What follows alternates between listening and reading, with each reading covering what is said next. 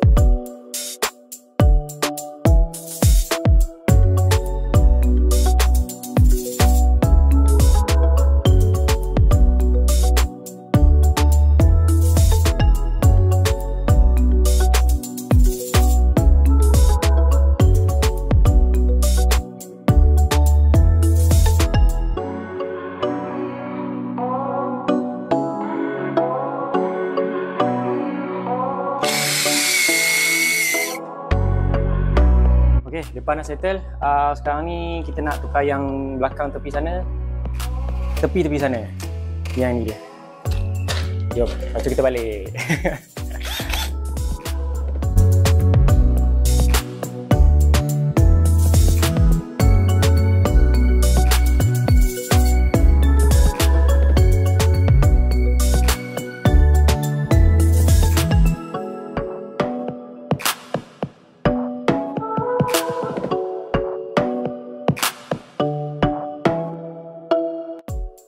Okay, this is the last one for rear side.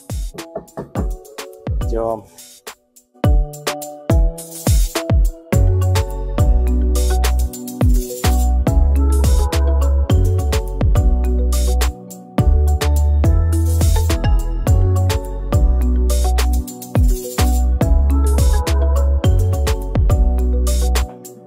Okay geng, alhamdulillah kita dah siap pasang full set diffuser and rear side splitter macam korang tengok ni.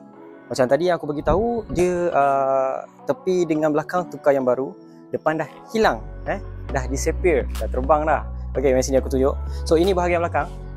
Okey, kita dah tukar rear side splitter yang baru.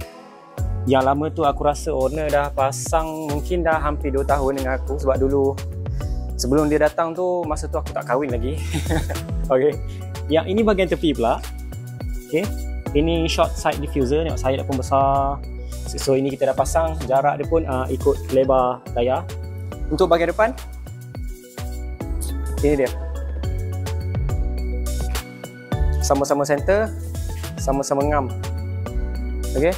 So ini saja untuk Ford Mustang hari ini.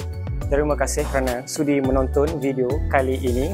Dan kalau korang sudi, korang berminat, korang boleh contact nombor kat bawah.